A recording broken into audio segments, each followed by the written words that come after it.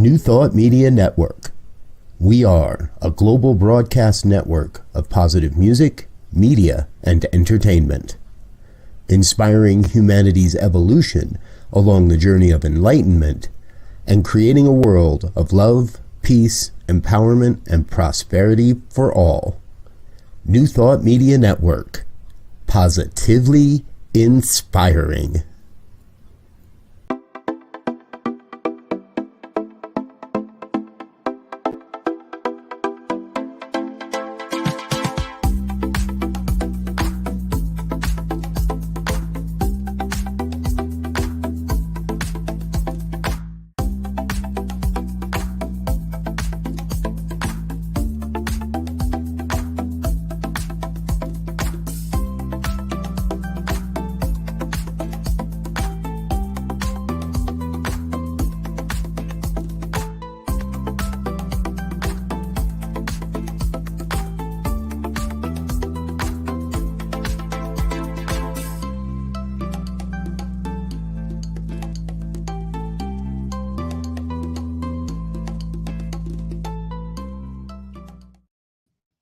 Hello and welcome back to Global Focus Today.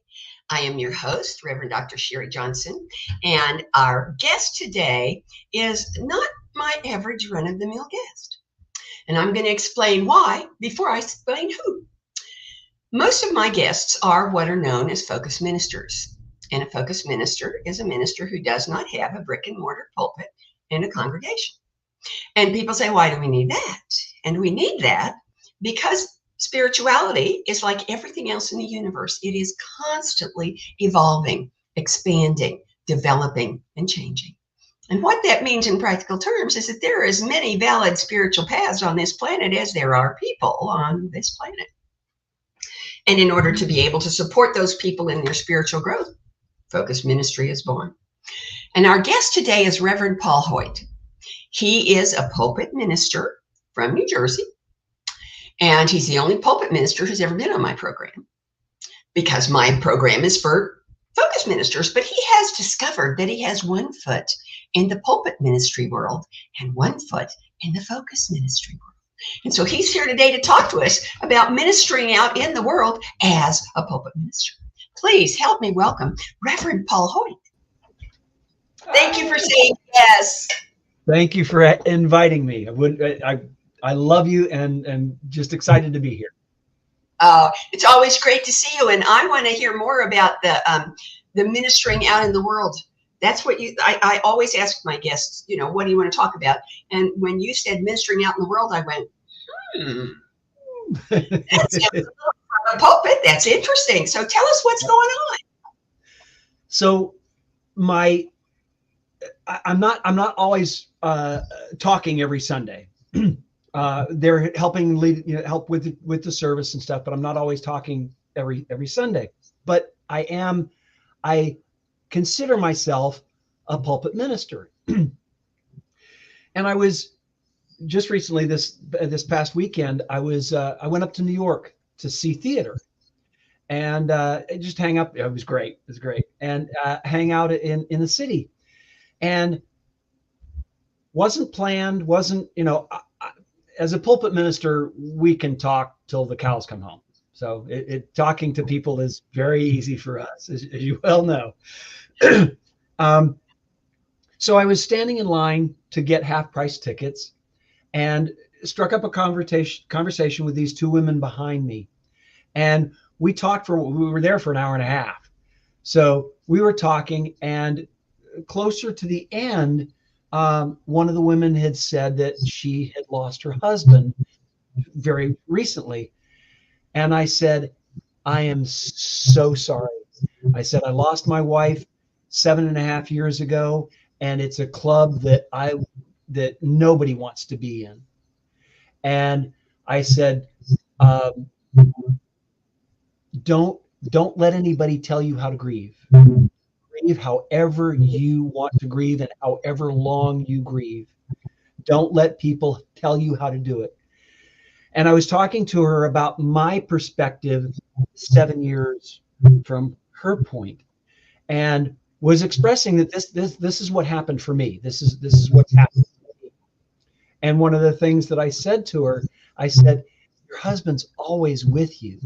And she just relaxed and was like, oh God, I hope so. And I said, I know so. He is always with you. He's just as much involved in your life now as when he was on earth. And she was just, and so we talked for 10, 15 minutes. And when we were getting closer to the end of the line and separating, she just goes, thank you so much. So moved to the later on in the day, I had seen one show and was in between seeing the next show, and went to a bar. I was just going to sit around and have some wine, and the bar's full, and I'm sitting there. I got my wine, and two seats next to me opened up, and so I moved down. So I was going to watch the TV, and these two women sat down next to me. Another hour and a half that we were spending together, and we were talking, and one of the women said that her husband had passed in September, and I was able to have another conversation with someone about losing a spouse. And this one was easier because it was more intimate. We were closer, and we'd been talking for longer. And one of the things that I said to her, I said, I promise you, it doesn't look like it now, but I promise you there are gifts in this. There are gifts. Just let it play out. Let life continue, because I promise you there are gifts in this. And we talked for about 20 minutes. And as a matter of fact, the friend that she was with left and let us have a one-on-one. And it was extraordinary. It was great for me. It was great for them. It was God going, here, I'm plucking you here, and there's another opportunity for you to minister. And it was, as a minister, I took advantage of it. But it was so cathartic, and it made the trip to New York, it was fabulous anyhow, but it made it that much better, because I was able to relate what was going on for me. I'm able to assess and look at where I am in my life without, having my wife passed. So it was a win for everybody. And the woman that was next to the woman that I was talking to that had lost her husband was just like, she was beaming. She was just so excited that here was this connection. Here was somebody who was further on down the road trying to be able to say to her, it'll be okay. I still miss my wife. I still love her. It still hurts, and it gets incrementally easier. And when she left, she was just, she was beaming, and she was like, thank you, thank you, thank you, thank you, thank you. And that's what ministry is. Just because we're pulpit ministers doesn't mean we're not ministering out in the world. Well, I think what comes to my mind when you tell those stories is I have been an academic my entire life. I taught college for 35 years before I became a minister. And when I left to become a minister, they said, how are you going to give up teaching? And I said, I'm not. I'm just going to change the subject. And what I learned about myself, I am what my mother used to call a professional student. She didn't mean it as a compliment, but I took it that way. No. And, they never do. What I learned about myself, I was a non-traditional student when I started my undergraduate degree. I was 25 with 2 kids, a single mom, and trying to get off welfare. And so I was really a serious student, what they would call today an Uber student. And what I learned about myself is that I learn best by teaching back what I think I heard. So my most common question, the whole faculty knew if I was in the room, this question was going to come up, because it was what I think I heard you say was blah, blah, blah. Yeah. And what happened as a result was that people were really glad to have me be in their class, whether they were the student or the instructor, because that meant there was going to be an extra perspective available to them. And that's what I think ministers do. Yeah. That's what you're describing to me, is people come to us and they say, this is my experience. And we say, here's what I heard you say. And here's why that was important. Yeah. Here's why it was good for me to have you say that, you know, Yeah. because I'll guarantee you part of what made her friend beam was that she saw that neither one of you was the same after your conversation. Exactly. Exactly.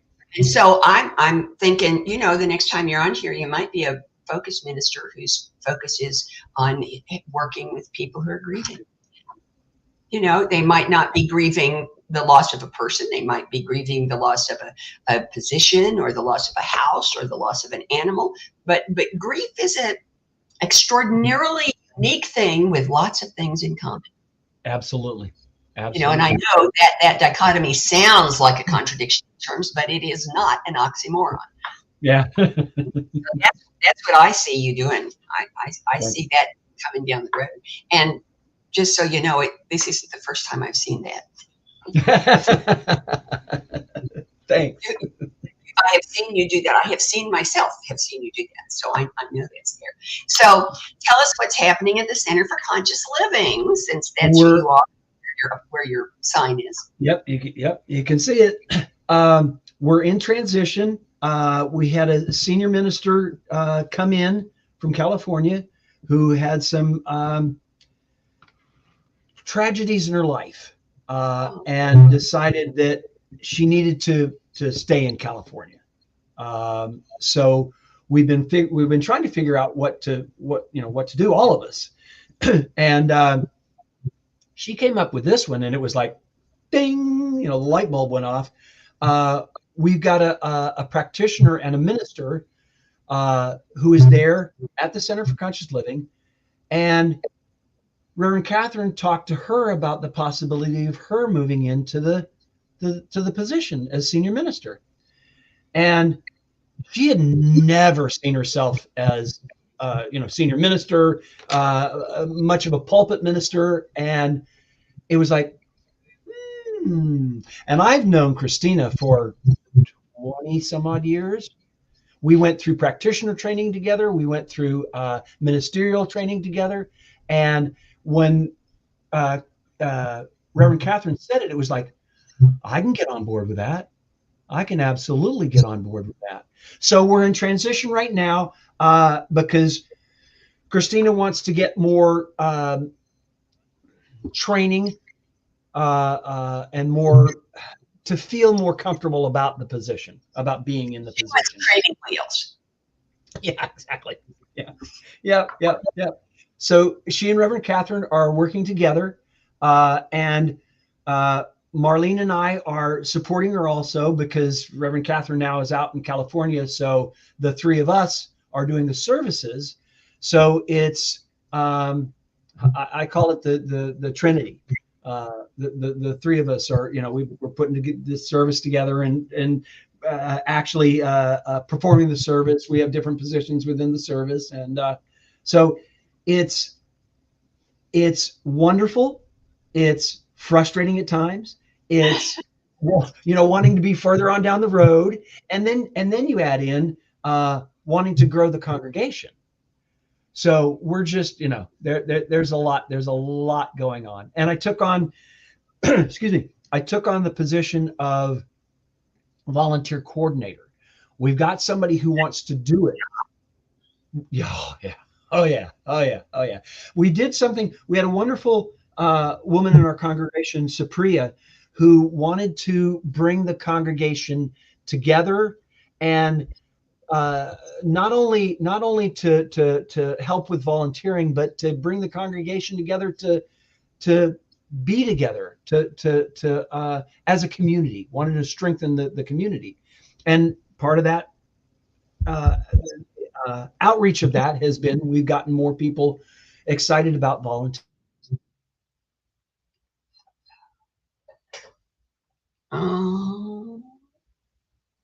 You have frozen up.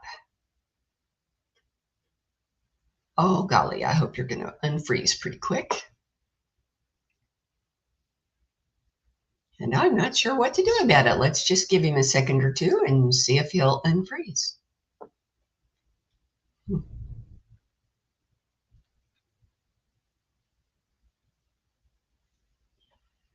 Okay, well, let me send a text and see if I can let him know that he's frozen and get him unfrozen. And in the meantime, don't go away because I'm pretty sure we can get Reverend Paul back.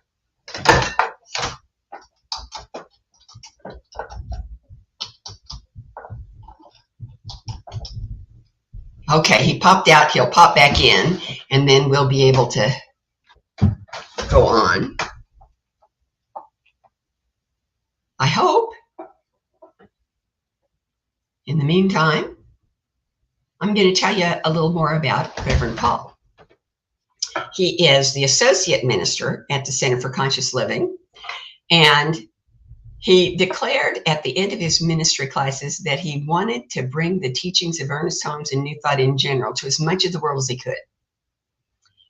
And he pointed out that in front of the science of mind are the words a philosophy of faith and a way of life. And he has a wonderful life because he practices the philosophy and his belief that the divine is in him every day in every way, not only in him, but in everyone else. Well, that's pretty much New Thought in a nutshell. And certainly the reason we're here, because it doesn't say anything about the right way, doesn't say anything about the one way. It only says, this is what I know. This is what works for me. This is what I believe. And that's what he's teaching. And it doesn't look like we're going to get him back. I am so sorry. So let me give you just a little bit more about him.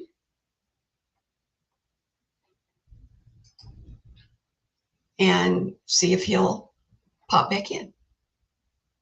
Reverend Paul is a widower, as he pointed out. He has been on the board. He's been the associate minister at Center for Conscious Living since May of 2022.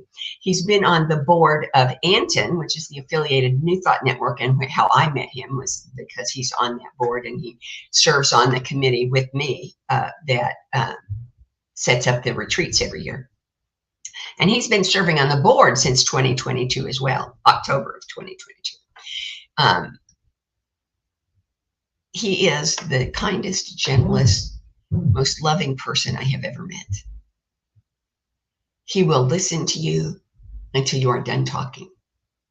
No matter how long that takes, no matter what you're talking about, he will listen to you until you are done talking. And he will support you in whatever way he can. He, in my opinion, is the ideal minister because he knows how to listen and he knows how to not talk. When you ask him a question, he gives you an answer that makes sense and is useful. But if you don't ask him a question, he won't bother you. He won't tell you what to do. So that's everything I can think of to say about Reverend Paul Hoyt, except that I wish he were still here because I didn't get to ask him my 5 famous questions, which are, is there anything you wanted to talk about that I didn't get to ask you? How does what you do as a minister, especially wanted to ask him this one this time because he's doing things he hasn't been doing before. How does what you do, hold on, let me see if maybe that's Reverend Paul. I think it might be. Nope, it's not. Darn. Okay. How does what you do as a minister and as a person support conscious evolution? And for my money, he's the definition of conscious evolution because he's not going to sit still and let life happen to him. He's going to learn from it. He's going to grow into it. And he's going to help everybody around him learn from it and grow into it. Next question, how does what you do and how you do it support, encourage, reveal world peace? Well, he's all about peace. Peace is like air, breathing for him. And I'm pretty sure that he would talk about that it's not something you get, it's something you be, and that he is determined to be it. The next question is, and I can't answer this one, but I expect it would have been a really great answer. The next one is, supposing that everything goes exactly the way it's supposed to go, which is the way you want it to go. Supposing every relationship turns out to be exactly what you want it to be. Supposing every event happens exactly the way you want it to happen, what does Reverend Paul Hoyt, focus and pulpit minister, look like 10 years from now? And it's hard for me to say, but I've got a feeling that he's going to be back talking more and more about focus and less about pulpit, because that's what's happening in the world, and he's in the world. So I am really sorry that we lost him, and I will get him back, don't you worry. In the meantime, I invite you to be sure to tune in next week, because next week we have Patricia Wagner from Grace Unlimited Inc. She runs a website that is just amazing, the stuff that's on it about spirituality and personal growth. So we'll see you then. Have a great weekend in the meantime. Bye. I love you. Amazing, amazing, you will do amazing things. Amazing, amazing, you will do amazing things. On behalf of everyone at New Thought Media Network, thank you for being a member of our virtual family. Your financial contributions help share the New Thought message with people from around the world. Please visit and contribute at www.ntmedia.org/donate. New Thought Media Network, come be you. And please like, share, and subscribe. Until next time,